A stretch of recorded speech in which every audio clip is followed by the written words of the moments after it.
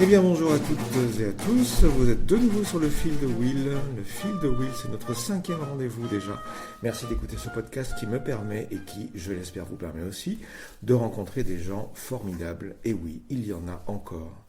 Des personnes au parcours étonnant, parfois déroutant mais souvent insolites, qui ont toutes et tous les pieds sur terre et la tête dans les étoiles. C'est le principe de l'émission, ça vous le savez déjà. Aujourd'hui, chers auditeurs, nous allons faire la connaissance de Béatrice Thèves et je crois pouvoir vous dire que nous sommes gâtés. Bonjour Béatrice. Bonjour, mais les pieds sur terre, la tête dans les étoiles, oui, là je me reconnais complètement, mais le reste c'est un peu trop. Est-ce que nos auditeurs vont être gâtés, tu sais pas? Ah si, j'ai une amie qui m'a dit que j'avais 1001 vies déjà, donc on va essayer on n'aura pas le temps de tout raconter. Mais non, on va essayer d'en avoir un petit aperçu. Ouais. Oui. Merci d'avoir accepté notre invitation. Merci à toi, parce que quand tu m'as invité, je dois dire que, je sais pas, j'étais très honorée, très touchée, parce que c'est la première fois qu'on me demande ça. Et puis, oui, moi je suis un petit numéro, j'essaie de vivre de façon la plus cohérente possible avec mes idées, mais voilà, je suis qu'un petit grain de sable, une petite goutte d'eau dans le vaste océan de l'humanité, donc... Mais c'est souvent les grains de sable qui font la différence. Je me sens tout à fait honorée. Merci beaucoup. Alors écoute Béatrice, on va commencer par le petit rituel qui démarre notre podcast à chaque fois. Je vais te demander où est-ce que nous sommes et pourquoi sommes-nous là? Pourquoi tu as choisi d'enregistrer l'émission ici? Alors, nous sommes dans le salon de ma maison à Riez, dans l'Indre-et-Loire. Oui. Et ce salon, il est particulier les 4 murs sont de pierre. Et donc, d'abord, c'est une grande pièce de 60 mètres carrés. Oui, on voit ça. Où j'ai installé la table à manger où nous sommes, la table basse devant la cheminée, mon bureau. Donc, je passe beaucoup de temps dans cette pièce. Et je trouve que l'acoustique est excellente. En tout cas, pour mes oreilles à moi, je suis hyper acousique. Oui. Et il y a un confort, c'est comme si j'étais dans la ouate là. Il y a un silence complet, oui, presque. On a l'impression que le temps est suspendu. Il y a un truc un peu comme ça. Oui. Ouais.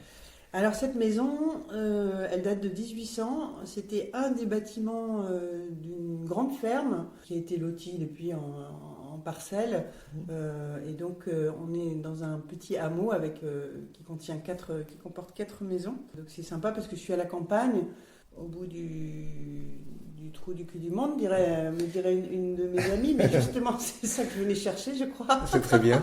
C'est vrai qu'on est très très isolé. On est au bord d'un lac, au milieu de la nature, et puis il n'y a pas grand monde autour en fait. C'est ça, c'est un chemin privé.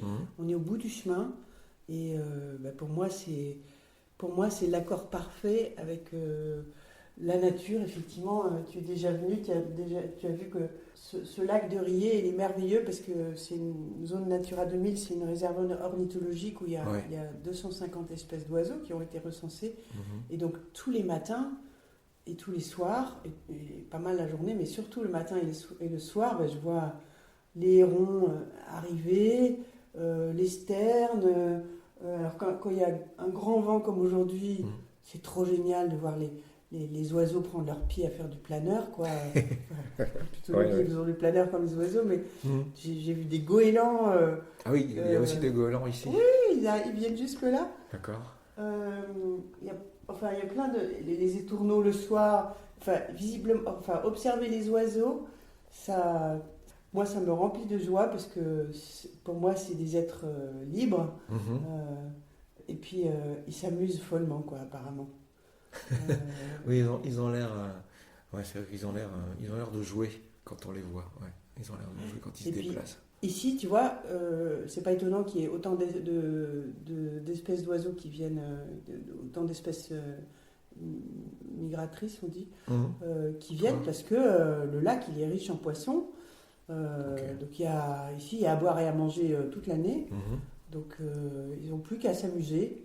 vois, un peu ce que je dois faire aussi moi à la retraite maintenant. C'est très bien. C'est très très bien. Qu'à boire et manger, m'amuser. Ah ouais, bah, c'est bien. C'est pas mal comme vie, une vie d'oiseau finalement. Oui, moi j'aimerais bien être un oiseau dans ma vie ouais, future. dans ta prochaine vie, tu voudrais être réincarné dans quelle espèce ? par exemple. Un oiseau, mais lequel Je sais pas. Plutôt un oiseau migrateur, oui. Pour Ouais. aller voir du pays, quoi. Parce que je trouve que j'ai pas assez voyagé dans cette vie-ci. Ok, Donc, oui, je sais pas lequel. ça marche. Du coup, on peut dire que ce lieu, tu y es attaché? Oui, Ouais. alors j'y suis que depuis un an. D'accord. Mais oui, j'y suis étrangement attachée au sens où je suis sûre, alors comment te dire ça, c'est pas par la raison, c'est par les ressenti. sensations, ouais, Ouais. le ressenti.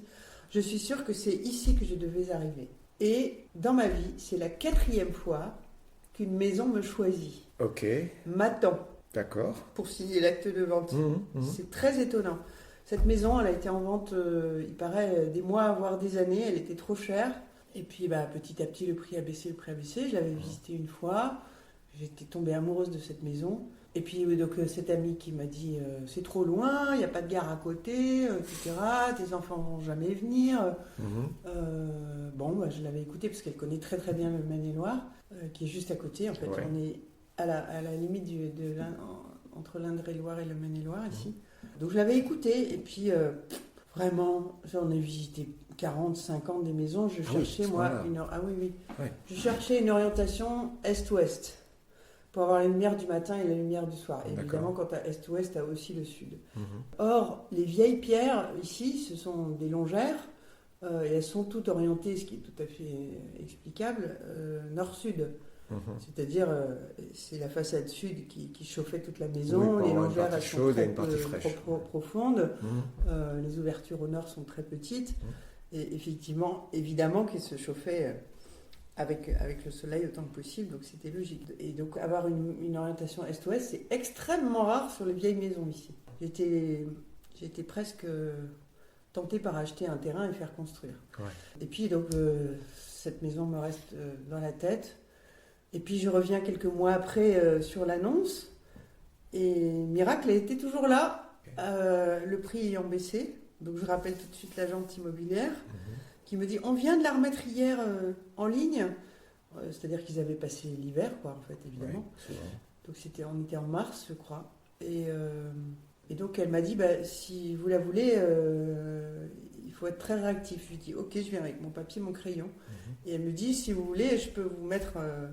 Il y a déjà des rendez-vous de prévus, mais je peux vous arranger un rendez-vous avant tout le monde. Ok, c'est ce qu'elle a fait, super. Super.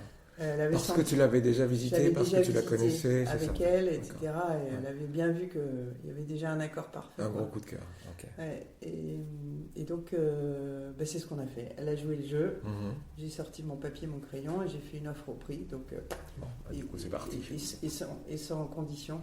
Ouais. Donc j'étais sûre de l'avoir. Et en fait, quand on trouve un bien qui nous convient bien, faut pas essayer de négocier. Si le prix est à peu près raisonnable. Oui, il faut y aller rapidement et tranquillement. Donc voilà, c'est pour ça que je dis que cette maison m'a attendue, parce qu'elle m'a attendu 6 mois, littéralement. Ouais, la preuve.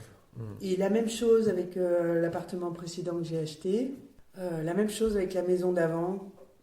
C'est très étrange. J'ai l'impression que je suis une petite marionnette et que un ami qui me veut du bien là-haut me place là où je dois être pendant un certain temps. Oui, c'est ça. En fait, ma question sous-entendue, c'était cet attachement à un lieu ou cet attachement à un territoire, est-ce qu'il est transitoire? Est-ce qu'il est permanent? Est-ce qu'il est durable? Comment tu le considères, toi? Alors toi, là, tu te sens appelé par un endroit? Ah oui, là, je ne conçois plus de bouger d'ici. D'accord. Je suis très bien à la ouais, campagne, ok. je suis beaucoup mieux à la campagne qu'à la mer et à la montagne. Mhm. Et alors, je suis arrivée en Touraine, j'ai découvert la Touraine en 2013 parce que je suis venue suivre un cours de géobiologie un week-end par mois pendant un an. Tu peux juste dire ce que c'est que la géobiologie? La géobiologie, oui. Les gens ne savent pas tous ce que c'est. Pour donner une image très, très facile à comprendre, la géobiologie, elle forme notre sensibilité à trouver, par exemple, les ruisseaux souterrains. Ok. C'est juste une affaire de sensibilité. C'est pas une question de don. Ça s'enseigne, ça s'aiguise. En fait, on aiguise notre sensibilité à ça. Et puis, quand on suit un cours comme celui que j'ai suivi, on apprend aussi à ressentir, à trouver le réseau Hartmann, les réseaux or, les réseaux argent, les réseaux lithium, à comprendre la respiration de la Terre, être en relation avec ce magnétisme de la Terre, voilà, qui sont des choses très, très tangibles. Et avec moi, je fonctionne assez bien avec la baguette Oui. de sourcier. Et c'est très facile, quoi. Si tu veux, je t'initierai un jour d'ailleurs. Parce que, Mais pourquoi pas, avec plaisir. Ouais. c'est très facile. Et cette histoire, tu parles de réseau or, réseau lithium, c'est tout un ensemble, un enchevêtrement, j'imagine, de réseaux qui traversent des lieux ou des territoires Oui. et qui en donnent une énergie particulière, on peut dire ça comme ça? Oui. Ouais. Le réseau Hartmann, par exemple, c'est, imagine-toi la Terre comme une orange, disaient les poètes. Tu l'emmaillotes dans un filet d'orange, comme on te vend au supermarché. Et ben, le réseau Hartmann, c'est ça. Et ce sont des mailles de, si mes souvenirs sont bons, j'ai un peu... c'est un maillage de, on va dire, les rectangles sont de 1 mètre par 50 cm. C'est pas tout à fait ça, je me rappelle plus des vrais chiffres. Une idée, Et ça, c'est le magnétisme de la Terre. D'accord. Qui part du centre. On sait bien que le centre de la Terre est fait de plein de métaux, etc., et puis de roches, etc.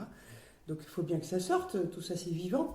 Et donc l'influence de ce magnétisme, évidemment qu'il ne se limite pas à la croûte terrestre, il va là où il peut aller.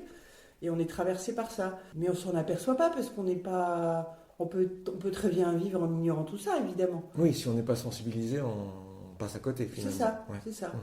Mais moi, ça m'intéressait de savoir déceler des ruisseaux souterrains. Et puis, en fait, c'est très utile. Ça devrait être enseigné à tous les collégiens, moi, je trouve. Et qu'est-ce que ça t'a apporté? Si tu devais résumer les vertus ou les avantages de la géobiologie? Ah oui, alors excuse-moi, je n'ai pas complètement répondu à ta question. Le géobiologue, en fait, son rôle, c'est de soigner les lieux, maison ou entreprise, production agricole ou quoi que ce soit, ou hôpital, de soigner les lieux pour soigner les habitants qui y vivent, ou les usagers, on va dire. Par exemple, si on dort mal, ou si on est mal à son bureau ou devant sa planche à repasser, c'est peut-être que en dessous de là où on est pour pas mal de temps, peut-être qu'il y a une faille tellurique, peut-être qu'il y a des ruisseaux souterrains qui se croisent et donc les énergies te plombent l'énergie. Les énergies qu'il y a dessous te plombent l'énergie et donc tu te sens fatigué ou tu dors mal ou tu es agité. Voilà. Et quand il y a des symptômes comme ça, c'est vrai qu'on peut appeler un géobiologue qui vient agir sur les influences de ces réseaux, de ces forces énergétiques. Ok. Voilà, c'est simple comme bonjour. Ça a l'air. Oui. Et alors, donc, je suis secours et en venant de Paris, je prenais la 10 et à chaque fois dès que j'arrivais, je traversais la Sologne, je me sentais déjà super bien, même en voiture sur une autoroute, quoi. Et donc, ce qui est rare. Oui. Ce qui n'arrive pas à tout le monde. En général, on est un tout petit peu tendu. Et donc, un samedi, je pousse la porte d'une agence immobilière et en fait, je venais d'hériter de papa et ça me tentait bien d'avoir un petit quelque chose ici dans la région. Comme ça, je laisse aller mon intuition, quoi. Et donc, je pousse cette porte et je dis au monsieur, est-ce que vous auriez un petit 50-60 mètres carrés? Et je précise, avec une ampoule et un robinet, le reste, je m'en débrouille. Et il me dit, oui, revenez à 17h, très bien. Je reviens à 17h, je pensais qu'il allait m'emmener dans Tour Intramuros, tu vois. Moi, je m'étais fait un film en me disant, il va me trouver le loft de mes rêves. Un appartement pas loin de la cathédrale sur les toits. C'est ça. Que nenni, il m'emmène en pleine Cambrousse, dans un petit village qui s'appelle Saint-Étienne-de-Chigny, à côté de Luynes. Et là, vraiment, il a bien joué le jeu. Et il me fait visiter une cave troglodytique. Oui, comme c'est le cas, il y en a énormément dans la région. 400 000 le long du Val-de-Loire. Oui, 400 000. C'est vraiment monnaie courante. Mais moi, je ne savais même pas qu'on pouvait habiter dans une cave troglo, encore moins en acheter une. Et alors, il pousse la porte, il ouvre la porte, la vieille porte fermière en bois. Et alors là, je tombe sur le derrière parce que toute la pierre, les murs, le toit, puisque c'est un seul espace, était jaune d'or. C'est du tuffeau jaune. Mhm.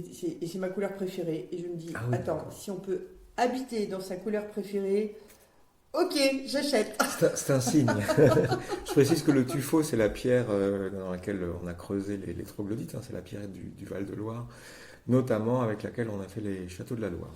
Oui, alors pas le tuffeau jaune. Non, pas le jaune. Le Non, pas tuffeau le jaune, il est beaucoup trop fragile. C'est vraiment de la roche coquillière. Et en fait, c'était des caves demeurantes. Oui. Y habitaient les pauvres hères qui, justement, étaient manœuvres qui aidaient à construire les Pour les châteaux, autres, etc. Voilà. Mais le tuffeau jaune, on peut rien en faire sinon habiter dedans. Mhm. Et quand je suis arrivée, c'était vraiment comme si ça avait été laissé là depuis. C'est des caves qui ont été creusées au XVIIe.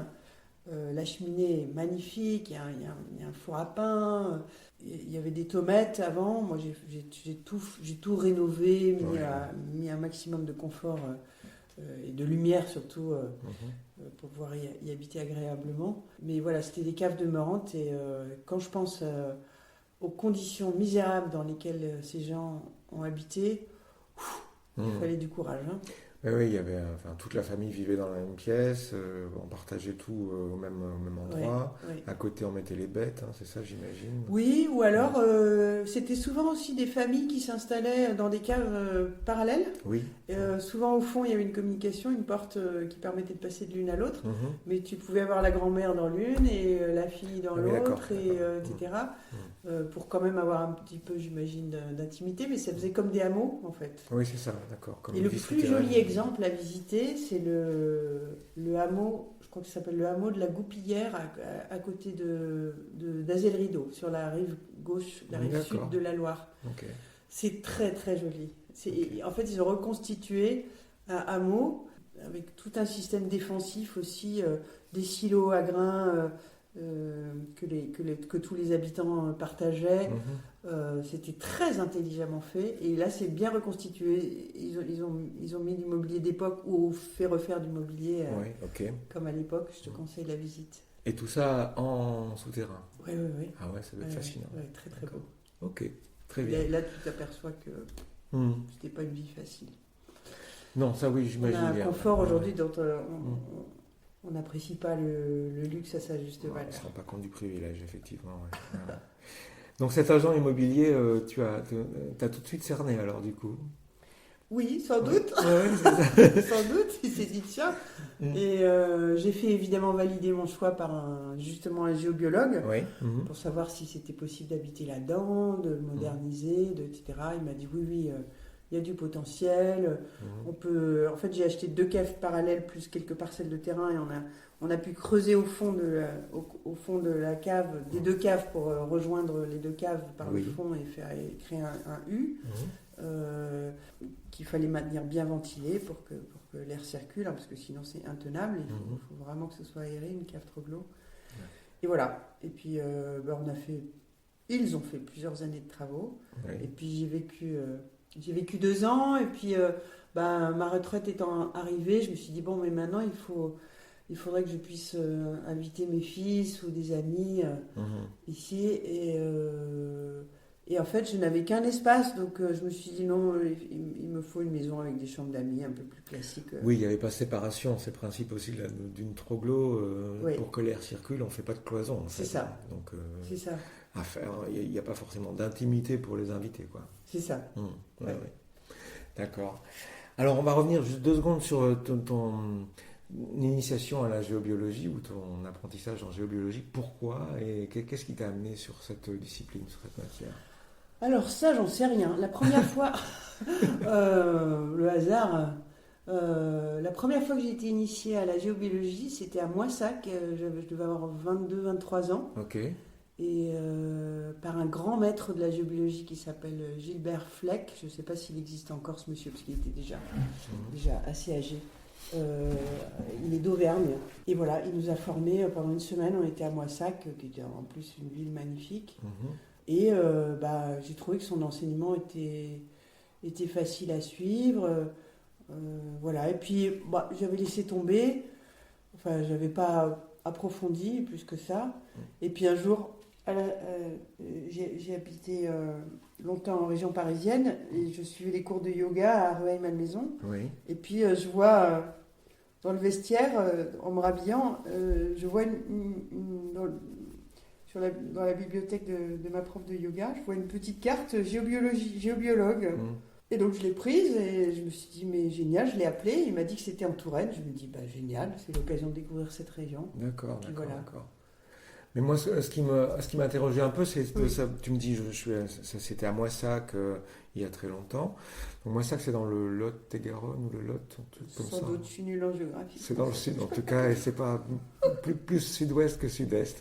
Ouais. D'accord. Mais je crois comprendre que tu as fait des études plutôt conventionnelles Oui. qui ne te prédisposaient pas forcément à être attiré par de la géobiologie ou Non, des choses un peu pas du tout. alternatives, parallèles. Hum. Et qu'est-ce qui a fait que tu as basculé là-dessus, tu sais pas? Alors ça, Une intuition, c'est une la attirance? petite coque de noix qui se promène sur l'océan. Hein. D'accord, ok. Alors ça, je n'en sais rien. C'est le hasard qui fait bien les choses. Mhm.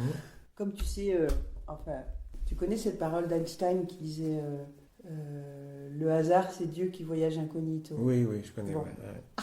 Ouais, ouais. Eh ben, oui, je pense que c'est encore cet ami qui me veut du bien, là, qui m'a guidée comme ça. D'accord. Ok. Voilà, on peut pas. Il y a beaucoup de choix que j'ai faits, sans doute depuis toujours, qui sont pas rationnels du tout. Mhm. Il y a beaucoup Enfin, d'histoires qui pas rationnel pour s'expliquent. la majorité des gens, j'imagine, mais rationnel pour toi, ou logique pour toi, ou naturel. Oui, Mm. c'est ça, mais Ouais. pas avec le côté raisonnement, etc. Ça se fait par intuition. Mhm. Et par exemple, depuis que je suis installée ici, ben, c'est étonnant parce que les gens que je rencontre, que ce soit mes voisins du hameau, bien sûr, les gens de la Boule de Fort, de la société de la Boule de Fort, à laquelle j'ai adhéré tout de suite. Ah oui, on va expliquer ce que c'est que ça. Ouais. Ouais. Le maire de Riez, qui est un garçon formidable, dynamique, vraiment bien. Mais aussi l'éleveur de viande qui vend directement aux consommateurs. Mhm. Enfin, mais tous les gens avec qui j'entre en relation ici sont... je sais pas qui fait le tri pour moi, tu vois, mais je rencontre que des gens formidables, voilà. Ah, c'est bien, c'est très bien. Ouais, Il y a ouais. bien un ou deux cons qui se glissent là-dedans, mais Oui, ça c'est j'ai normal, pas on va encore... pas l'éviter. j'ai pas encore vu et surtout ils sont minoritaires. Par exemple, l'homme qui m'a vendu le télescope qui est venu me l'apporter samedi là pour me l'expliquer, etc. Mhm. Et ben ça va devenir un ami quoi. D'accord. Je le sens. Il restait 2 heures, Mhm. m'a tout expliqué. Comme s'il avait fait normal sup, j'ai tout compris du premier coup. Ouais, ouais. Vraiment, il s'est appliqué à tout me faire comprendre parce que je suis niveau 0,0 en observation des astres et tout ça. Mhm. Et on s'est trouvé mais tellement de points communs, mais c'était incroyable. Ouais, donc encore une vraie rencontre. Ah, une vraie rencontre. Et Ouais. voilà, toutes les rencontres que je fais en ce moment sont comme ça, sont riches Enfin, moi, j'adore écouter les gens parler d'eux parce que ici, notamment en pays rural, que je découvre petit à petit, Ouais. les gens sont d'une richesse, je trouve, intérieure, une sagesse. Ils sont quand même moins speed que nous. Urbain, oui, ça c'est sûr. urbains. Ouais, ouais. Et ils sont capables d'accueillir des néo-ruraux comme nous. Mhm.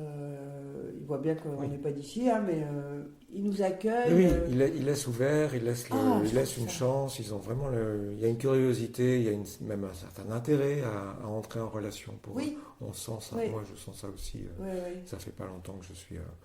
Tout J'alterne entre la ville et la campagne. Ouais, Et effectivement, je découvre ça avec beaucoup de positif. Ouais. Ouais, ouais, ouais. Et oui, alors donc je voulais préciser, tu dis, j'ai acheté un télescope au bord du lac où nous sommes dans cette maison. Il y a une immense pièce avec une grande baie vitrée qui donne sur le lac et qui donne sur le ciel. Donc de là, on peut Observer utiliser un télescope et observer les astres, les étoiles. la nuit et le jour, les oiseaux, les végétaux. Ouais. Il est génial ce télescope parce qu'il permet de faire tout ça. Et sans doute que je vais. Alors il y a un copain qui va me vendre son vieux Leica argentique. Oui. Et donc je vais pouvoir. Il faut que je m'achète un petit adaptateur Et donc, je vais pouvoir prendre des photos, ça veut dire Dans des prendre la prises de vue à macro-photo. partir du télescope. Ouais. Ah, waouh! Ah ouais, ça va être beau, ça, ouais. Ah oui. Donc, j'espère pouvoir, bien sûr, photographier les oiseaux en vol, mais ça doit être difficile. Mais les végétaux, enfin, je sais pas. À mon avis, je peux composer des belles images avec. Oui, très probablement, ouais. Je sais pas. Je suis impatiente de démarrer. C'est bien, c'est encore un nouveau projet, Oui. encore une nouvelle thématique. Alors, la boule de phore. Ah oui, la boule de phore. Qu'est-ce que c'est? Pourquoi la boule de phore? Qu'est-ce qui t'intéresse c'est là-dedans? merveilleux. La boule de phore, c'est un sport, on va dire, ou un art, ou je sais pas, un jeu qui était inventé en Maine-et-Loire, donc près d'ici, mais qui s'est propagé dans la région, et qui aurait été inventé par les bateliers qui rentraient à vide d'Orléans, après avoir remonté la Loire pour livrer leurs marchandises jusqu'à Orléans, je crois, et puis, ou peut-être Blois, je sais pas. Et puis, ils revenaient à vide, et on pense que c'est ça l'origine, puisque le jeu de la boule de phore, tu joues sur une piste qui est courbe, comme le fond d'un bateau, qui fait 20 mètres de long à peu près, sur 15 de large, on va dire, 12-15 de large, ça dépend des pistes, elles sont toutes différentes. Et ça ressemble, pour moi, ça ressemble à un mix entre la pétanque et le billard. Moi, je trouve ça plus proche du billard, au sens où il faut avoir un doigté absolument incroyable. Alors, la boule de phore, elle s'appelle boule de phore parce que c'est une grosse boule en bois, cerclée d'un ruban, on va dire, de métal, d'acier, et tu as un côté plus fort que l'autre, c'est-à-dire que le côté fort, on va dire, il est plein, et l'autre côté, il est un petit peu évidé. Un peu plus creux, ouais. Ça veut dire que ta boule, elle va jamais strictement droit, ou en tout cas, selon la force que tu lui donnes, et il en faut très très peu parce que les pistes, ça roule, c'est du billard, c'est le cas de le dire, ça roule merveilleusement bien. Donc il faut lancer avec beaucoup de douceur, très peu de force en réalité, et selon l'angle que tu prends, etc., l'effet de ce côté fort de la boule intervient dans les derniers centimètres. Donc il faut être extrêmement stratège. Et ça se passe tout en douceur, donc je trouve que c'est un jeu, c'est rare les jeux doux comme ça, où il faut énormément d'heures pour savoir mesurer la force que tu mets dans le lancer de la boule pour qu'elle aille le plus près du mètre. Le mètre, c'est l'équivalent du cochonnet pour la pétanque. D'accord. Et puis, ici, dans les villages ruraux, il y a des sociétés de boules de phore dans tous les villages. Et en fait, ils vont surtout... c'est vrai qu'on y trouve surtout des retraités, mais pas que. Ceux qui arrivent à se libérer pendant les heures de bureau, on va dire. Bureau, ils viennent pendant les pauses méridiennes. Les heures de bureau, c'est complètement con comme expression. Ici, ouais. C'est un peu incongru de parler d'heures de bureau au fin fond de nulle part. Travail, voilà. Je réalise tout à coup qu'est-ce qu'on trimballe comme image.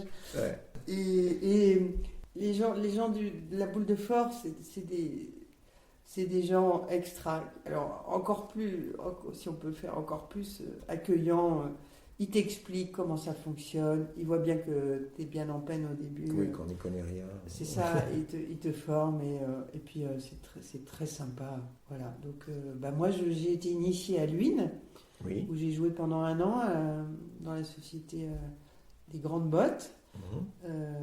Et c'était super sympa. Et puis maintenant, comme j'ai déménagé, je me suis un peu éloignée de Luynes, donc j'ai adhéré à la société ici à Riez, qui s'appelle La Boule Joyeuse.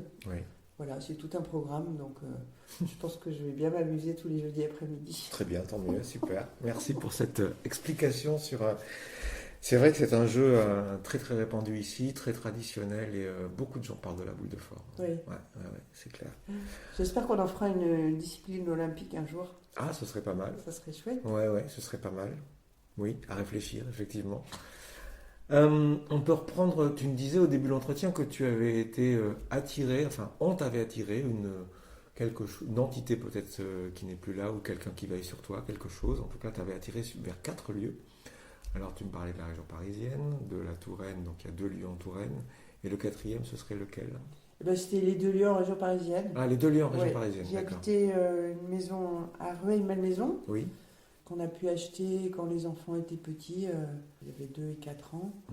Une très jolie petite maison, complètement à agrandir, etc., mais qui avait un potentiel et un charme fou, sur les hauteurs de Rueil, dans le quartier de Buzenval. Et voilà, on y a vécu 25 ans, notre vie de famille. C'était vraiment, vraiment super. Et puis après, mon divorce, j'ai continué à habiter la maison avec les garçons parce qu'on avait décidé avec Patrick que ce ne seraient pas les enfants qui trinqueraient de notre choix de divorcer. Et donc qui resteraient dans la même maison au lieu de se trimballer, d'être trimballés comme des paquets sage décision, semaine à l'autre. sage et rare décision. Et donc d'un commun accord, ils sont restés vivre avec moi. D'accord. Et après, voilà, ils ont grandi, ils sont allés faire leurs études à Paris. Et puis à un moment, j'ai trouvé que c'était plus sain qu'ils volent un peu de leurs propres ailes et qu'ils se débrouillent un peu. Donc j'ai fini par vendre la maison. J'avais plus besoin d'une énorme maison comme on avait. Et donc j'ai acheté un appartement tout près de là, dans le même quartier de Buzenval, mais à Garches, dans une résidence des années 70, très joliment arborée, où tu n'as pas l'impression d'être en ville. C'est impressionnant. Des grands arbres, pas de vis-à-vis. Pareil, orientation est-ouest, est, sud et ouest, au 4e et dernier étage. Tous les soirs à 7h, alors ça je trouve que c'est magique, tu as le carillon de l'église Saint-Joseph qui sonne, ce qui est très rare en zone urbaine. Oui, c'est clair. Un très joli carillon. Voilà, donc moi j'étais... Et alors quand j'ai visité cet appartement, le propriétaire me fait un premier tour assez rapide, les volumes sont bien, etc. Puis il me refait un deuxième tour un peu plus technique en me montrant où est le tableau électrique, voilà, en approfondissant un petit peu quelques détails. On fait ce tour, donc il s'était passé 20 minutes, allez, à tout casser. Et puis tout à coup, j'ai eu les poils au garde à vous. Et j'ai dit j'achète. Ah oui, au comme prix. Ça, juste Au prix. Un flash alors. Tu vois, donc oui. j'ai écouté la sensation. J'étais bien dans cet appartement. J'allais pas continuer à en visiter 40 pour faire le choix. Et puis voilà, j'ai estimé que le rapport qualité-prix était le bon. J'avais ce qu'il fallait pour pouvoir acheter. Donc j'ai pas hésité, quoi. D'accord, ok. Voilà, donc tu vois bien, c'est pas un choix rationnel. Non. C'est moitié rationnel, moitié irrationnel. En fait, il y a une intuition qui vient dire à un moment, un instant T, ça c'est juste et c'est juste pour moi. C'est ça. C'est ça en fait. C'est ça. Ouais. Et cette intuition, tu l'as toujours eue depuis toute petite ou... Sans doute. Je sais pas, est-ce qu'il y a d'autres exemples pour des choix d'études par exemple, ou choix de boulot Alors, choix d'études, non, j'ai pas pu choisir mes études. J'ai fait des études contrariées, ça s'appelle. Ok.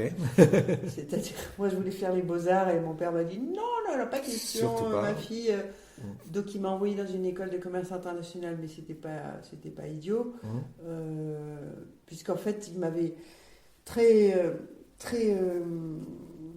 intelligemment, mon père étant né luxembourgeois et étant venu en France quand j'avais à peu près 6 mois, moi je suis la seconde de la fratrie, il nous a permis de nous inscrire, grâce à cette nationalité étrangère, au lycée international de Saint-Germain-en-Laye. Oui, d'accord. Où là, c'était extraordinaire, quoi. Et j'ai encore aujourd'hui des copains dans le monde entier. Et surtout, j'ai reçu une éducation très ouverte. On apprend l'anglais dès qu'on est tout petit. Moi, j'ai appris 3 langues étrangères pendant ma scolarité, ce qui est quand même...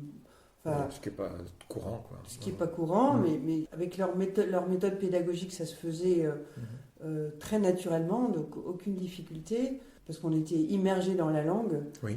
Et puis à la cantine, tu avais des copains néo-zélandais, américains, anglais, suédois, allemands, donc c'était Erasmus normal. Avant l'heure, quoi. Comment ? C'était Erasmus avant l'heure. Oui, c'est ça, exactement. Et, l'intuition. Donc j'ai pu apprendre 3 langues étrangères. Et apparemment, j'avais une espèce de facilité pour les langues. Ouais. Et donc, il m'a orienté vers des études de commerce international.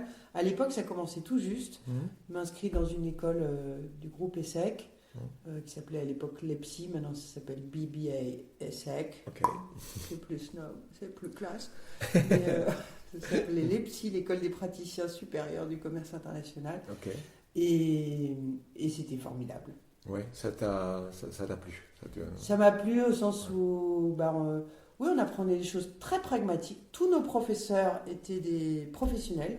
Ouais. Donc, notre prof de droit, c'était évidemment un avocat en affaires internationales. On avait des cours sur le transport. C'était un dirigeant d'une entreprise. Voilà, donc on apprenait, enfin, c'était très pratique. Ouais, il est École très des peu praticiens théorique. du commerce international, c'est pas pour rien que ça s'appelait comme ça. Ok. C'était extrêmement pratique. Mmh. Donc on a appris tous les incoterms, par exemple, donc on savait ce que c'était que free on board, free, etc. J'ai oublié tout ça, mais... Alors les incoterms, pour préciser, ce sont des termes de commerce, notamment, enfin de commerce international, qui définissent la responsabilité du détenteur d'un produit tout au long du transport de ce produit. Est-ce que c'est l'acheteur? Est-ce que c'est l'intermédiaire numéro 1, numéro 2, numéro 3, selon que ça passe par du transport maritime, ferroviaire, aérien, etc., etc. C'est bien ça. Ah ben bravo, alors voilà. Bien résumé. International Commercial Terms. Bravo, t'as appris ça où toi? Moi j'ai fait du droit et de la finance à un niveau un peu international aussi avant de bifurquer. Donc, parce que mes parents n'ont pas voulu... Quand j'étais ado, je voulais faire du cirque. Je voulais être circassien. Ah oui. Et mes parents m'ont dit non, ça c'est hors de question. Ouais. Donc tu feras autre chose, mais certainement pas du cirque. Et tu pars surtout pas sur les routes avec une troupe.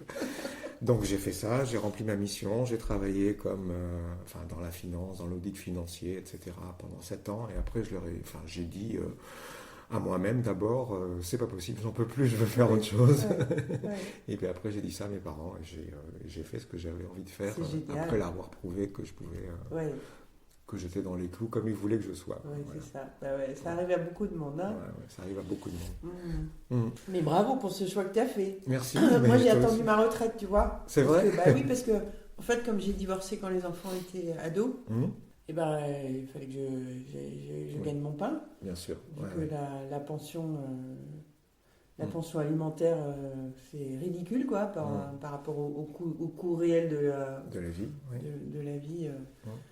Donc, quand ils sont ados, ça va, évidemment, mais quand ils grandissent, ça commence à devenir un peu plus cher. Bien sûr. Donc, voilà, il fallait bien que j'aille gagner mon pain. Donc, j'ai gagné jusqu'à ma retraite. Donc, j'ai fait courageusement 40 annuités de travail. Pas toujours choisi, mais je regrette pas mon parcours. Mais en fait, c'est pas grave que j'ai pas fait tu vois, j'aurais voulu être architecte ou designer, etc. Ou artiste. En fait, j'ai tout le temps de le faire maintenant. Oui, c'est sûr. Et c'est vrai qu'aujourd'hui, on entend beaucoup des associations comme Make Sense, World, etc., qui œuvrent beaucoup pour que la vie de nos jeunes, la vie en général, mais aussi la vie professionnelle ait un sens et corresponde à leur personnalité ou à ce qu'ils ont envie, à ce dont ils ont envie depuis longtemps, etc. Ouais. C'est bien, simplement, il ne faut pas considérer que ça. Ici, en pays rural, je vois beaucoup de gens qui peinent à trouver du travail, qui sont bien obligés de passer par les jobs alimentaires. Oui. Je trouve que j'ai beaucoup circulé en ambulance là, ces derniers mois, puisque je me suis cassé la jambe à la montagne en mars dernier. Donc j'ai beaucoup été promenée ou accompagnée par des ambulanciers, des gens merveilleux, avec qui je parlais pas mal, parce qu'on avait une demi-heure à l'aller, une demi-heure au retour au wagon. Ouais. Et il y en a qui me disaient que les jeunes de leur village ou de leur famille, ils se voyaient bien influenceurs sur le net. Oui, c'est la grande tendance du moment. Voilà. Ouais. Mais avec un manque de sens des réalités, c'est impressionnant. Oui. Un énorme décalage. Ouais. Et moi, je crains pour cette génération-là, parce que si elle a des idées de copier les 2-3 stars qui réussissent... que ce soit dans le sport ou sur le net, etc. Mais ça va se faire très mal, oui. Oui, il est temps qu'ils atterrissent, quoi. Et il paraît qu'ils bougent pas de chez eux, ils font pas de sport, que probablement ils deviennent en surpoids. Moins tu bouges, moins tu as envie de bouger. Or, c'est à l'adolescence qu'il faut faire un max de sport pour garder ça toute sa vie. Ça rejoint ce que tu disais tout à l'heure sur il faudrait venir en parler au collège, il faudrait venir apprendre la géobiologie aux collégiens.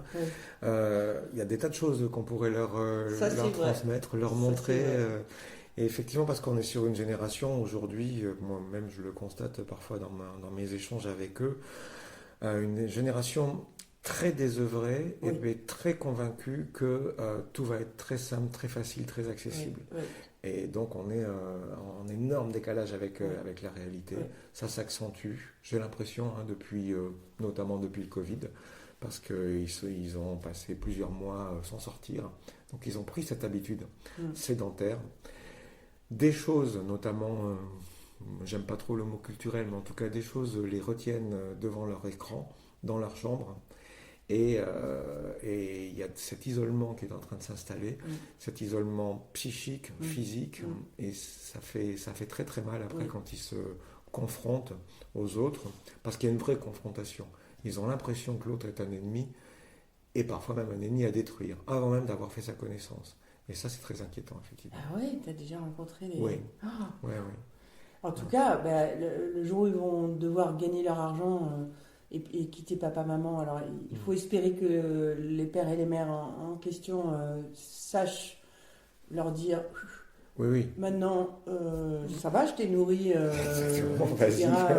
pendant 20 ans, maintenant ou pendant 18 ans, et maintenant, vas-y, va croûter, quoi. Parce que comment tu crois que je vais plus t'acheter tout ce que je t'ai offert, etc. Moi, je pense que les parents sont beaucoup trop protecteurs. Mais ça fait quelques décennies.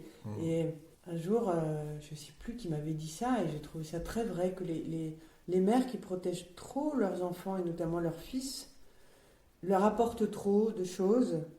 C'est trop facile pour eux, en fait. La vie est un peu trop facile pour eux. Et du coup, ça fait, chez les garçons, ça fait des machos. Chez les filles, ça fait je sais pas quoi. Je ne sais pas quel résultat ça donne, mais j'ai trouvé que c'était assez bien vu effectivement, si des garçons sont élevés par une mère ou des parents qui leur apportent tout, ça veut dire que peut-être qu'ils se construisent un schéma de vie de pacha, et qu'ils n'ont plus rien à faire d'autre que d'être homme, c'est tout. Absolument, il y a une façon d'idéaliser les enfants, et notamment les garçons, qui fait que, après tout leur est dû, notamment dans leur couple. Donc c'est quelque chose à vraiment réfléchir et à vraiment prendre en compte. Heureusement, les miens ne sont pas comme ça. Je les ai fichus dehors quand il fallait. Avec un budget de 5 € par jour. Très bien. Le loyer était payé, évidemment. Un budget de 5 € par jour, et démerde-toi. Et ils n'ont jamais moufté. Et ça a fonctionné. Et ça a très bien fonctionné. Bon, conseil à suivre pour les jeunes générations. Très bien. Au moins, on apprend à cuisiner les pâtes, à se faire inviter chez les copains, et puis ça tourne, c'est ça l'intérêt. Et puis à se trouver des petits jobs, et puis jusqu'au vrai job. Exactement. Mes garçons, par exemple, l'année de leur terminale, je leur ai un peu arrangé le coup, parce que au début, c'est peut-être pas facile, mais moi, j'allais tous les dimanches au marché des Godardes. Et j'ai demandé à Babette, celle qui vendait les volailles, si éventuellement ça m'intéressait d'avoir un petit stagiaire comme ça. Et elle m'a dit mais oui, bien sûr. Et du coup, elle m'a pris les 2 garçons. Tous les dimanches matin, ils étaient à 5h ou 6h du matin au pied du camion, décharger le camion. Super. Tous les mois de l'année, évidemment. Monter le stand, le présenter, faire la caisse, etc. Et puis à la fin, c'est eux qui faisaient la plonge et remettre dans le camion. Et donc ils étaient pris jusqu'à 14-15 heures. Le dimanche. Le dimanche, au lieu de faire un grasse mat. Et voilà, ils étaient payés 10 € de l'heure, et c'était vachement pas mal, parce que à cet âge-là, ça te fait ton argent de poche, et ça tombe pas tout cru. Non, puis on rentre dans une certaine... j'allais dire discipline, mais une certaine routine de travail qui nous met face à une réalité, une vraie réalité de vie. qui est pas... Et puis on apprend plein de choses. Ouais, oui. On apprend à compter, on apprend à parler. À parler on aux apprend gens. à écouter. Oui. C'est extrêmement riche. Et mes garçons, ils me remercient en me disant, mais trop génial ce job. Je peux comprendre, je peux entendre ça, vraiment. Ok, je voulais te demander si on regarde, si tu regardes un petit peu dans le rétroviseur de ta vie et que tu te dis, tu te souviens de ce à quoi tu rêvais quand tu étais enfant, ado, est-ce que tu as l'impression d'avoir vécu tes rêves ou vécu en accord avec ce que tu avais envie de faire ou envie de vivre quand tu étais plus jeune? Alors, je crois quand j'avais à peu près 16 ans, je m'imaginais, et c'est marrant parce que c'est vraiment resté, je m'imaginais dans une grande maison, mais faite comme un mât de Provence, tu sais, avec une première maison, puis une deuxième Oui, maison, au fur et à d'accord. mesure que la maison s'agrandit, etc. Donc c'était quasiment un hameau. Ok. Tu vas me dire, c'est quand même étrange la ressemblance avec ici. Je ne l'ai pas dit, mais je l'ai pensé. Il y avait plusieurs femmes et une ribambelle d'enfants, et tout ça au milieu de la campagne, sans doute avec vos vaches cochons, etc. Ouais. Voilà. Donc un lieu un peu communautaire, Oui, quelque chose comme ça. c'est ça, un peu Baba Yaga, tu vois. Ouais. À 16 ans, je me voyais comme ça. J'ai une espèce de vision. Mhm. Et non, rien ne s'est réalisé au sens où j'ai pas eu 16 enfants. Enfin, j'en ai que 2, Pas mais mal, ils sont déjà. merveilleux, donc Ouais. ils remplissent mon cœur, ça, il n'y a pas de souci. Mhm. Mais voilà, aujourd'hui, maintenant que tu me poses la question, c'est quand même étrange parce que ça crée une sacrée boucle Ah oui. avec cette vision-là, puisque je suis dans un hameau à la campagne et que Marion, ma voisine, qui élève des chevaux, elle a 3 petits-enfants absolument adorables qui sont déjà venus ici. Et en plus d'avoir aussi 3 chiens et je ne sais pas combien de chevaux, et il y a eu 5 poulains qui sont nés cette année. Wow. Sa maman est absolument charmante.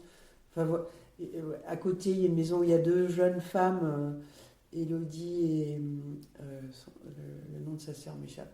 Elles sont super gentilles. Après, il y a Florent et Valérie qui sont ils ont 50 et quelques années, donc on n'a pas besoin de s'en occuper, ils s'en occupent tout seuls. Mais j'ai l'impression, tu vois, que je vais pouvoir... après, je ne force rien, évidemment, Non. j'accueille ici, je laisse venir, mais j'ai l'impression que je vais pouvoir tricoter des liens intéressants avec toute cette génération. En fait, il y a toutes les générations ici, c'est sympa. C'est chouette. Un petit cercle est en train de se former. Ouais, et ça me permet de dire que... Ça répond pas à ta question, mais... Non, ça mais me permet de dire que grave. j'aimerais bien ici que cette maison accueille des artistes, comme j'avais fait à Rueil-Malmaison en fait. En fait, à Rueil-Malmaison, j'habitais dans une rue qui s'appelle rue Marquis de Coriolis. D'accord. Coriolis, c'est la force de Coriolis, là qu'on apprend quand on est en 6e, si je ne m'abuse. Tu sais, c'est c'est son cousin ou son frère, ou je ne sais pas qui, dans la famille Coriolis, qui a mis ça en équation, qui a observé que dans un lavabo, l'eau s'écoule dans un sens, dans un hémisphère, et dans l'autre sens, dans l'autre hémisphère. Ah, d'accord. Je n'étais pas au courant de ça. Ah oui, c'est Ah ouais, complètement va dingue. réviser la force de Coriolis. Et il faut que j'aille voir ça. Tu vas Ouais, voir. que là, il y avait une inversion en fonction de l'hémisphère. Oui, Ah oui, d'accord. il y a un endroit, je suis tombée un jour sur une vidéo, il y a un endroit en Afrique où tu vois, où il y a cette limite, quoi. C'est forcément pas loin de l'équateur, Oui, sur oui. l'équateur, je sais pas. Hum. Et tu vois deux De évier ou de lavabo. c'est ouais. ça, qui tournent dans le sens inverse alors qu'ils sont séparés d'1 mètre. C'est C'est génial. incroyable. Et donc, D'accord. le marquis de Coriolis, lui, il tenait un salon littéraire. Et je me suis dit, mais quelle bonne idée, les salons littéraires. Et donc, comme j'avais la chance, effectivement, d'avoir une maison avec un salon assez spacieux, puis moi, que j'adore les artistes, je me suis dit, allez, je vais ouvrir ma maison. On s'ennuie trop dans ce milieu bourgeois. On ne se connaît pas entre voisins. On a tous des belles maisons parce qu'on a la chance d'habiter dans ce merveilleux quartier, mais en fait, on ne se croise pas parce que chacun va à son boulot, à la Défense ou à Paris, et résultat, on ne se croise pas. Ah oui, l'anonymat est très très fort dans ce type de milieu. Oui. Bah oui.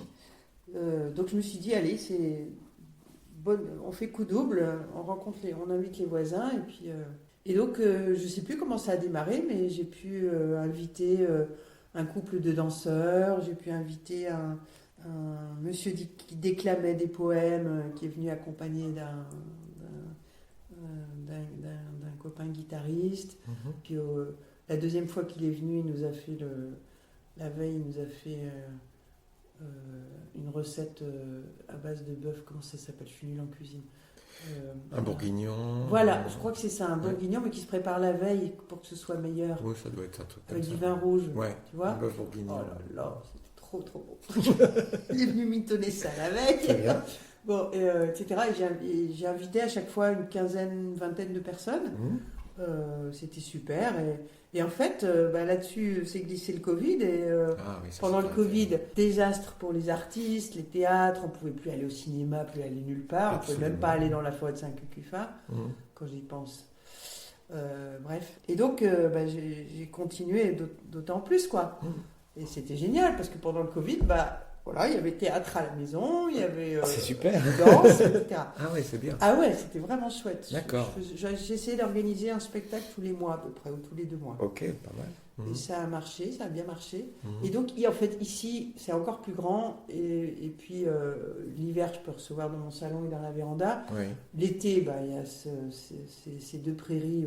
En tout cas, la prairie du Haut, on peut faire des choses. Un théâtre de verdure ici. Voilà, il y a des questions qu'il y a quelque chose comme ça qui se tricote avec l'ami d'une amie.